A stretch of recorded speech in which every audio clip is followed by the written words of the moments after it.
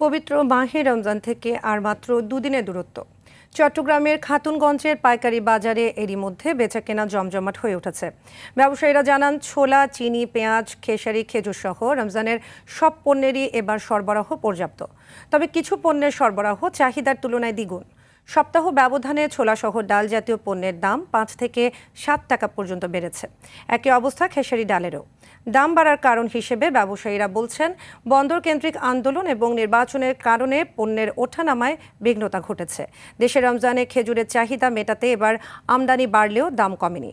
পেঁয়াজের মৌসুম চললেও রমজানে পণ্যটির বেচাকেনা বেড়েছে স্বাভাবিক সময়ের চাইতে দ্বিগুণ। এদিকে দাম বেড়েছে শসা, ক্ষীরা, গাজর, কাঁচামরিচ সহ মাছেরও।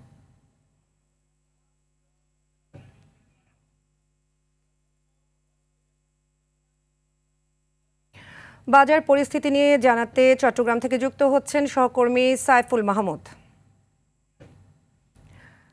সাইফুল, রোজা তো একেবারে দোরগোড়ায়, সেক্ষেত্রে বাজারে চিনি, খেজুর সহ অন্যান্য নিত্য পণ্যের দাম কেমন দেখছেন, আমাদের জানাবেন বাজার পরিস্থিতি।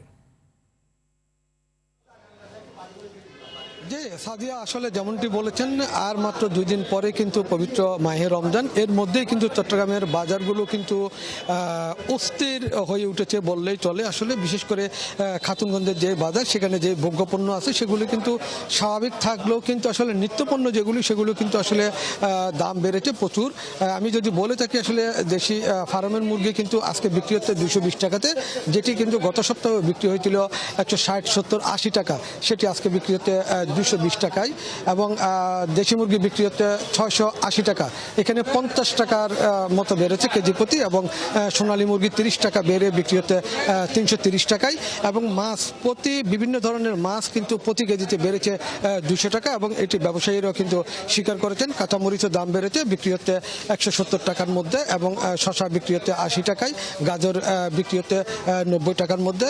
লেবু বিক্রি হচ্ছে 1 পিস লেবু 25 টাকা তাদের কিনে পড়েছে। তারা বললো আসলে 30 থেকে 35 টাকা তারা বিক্রি করবে। এবং অন্যান্য যে সবজিগুলো আছে সেই সবজিগুলো কিন্তু স্থিতিশীল অবস্থায় আছে, তবে দাম বাড়েনি। অপরদিকে দাম বেড়েছে পেঁয়াজের।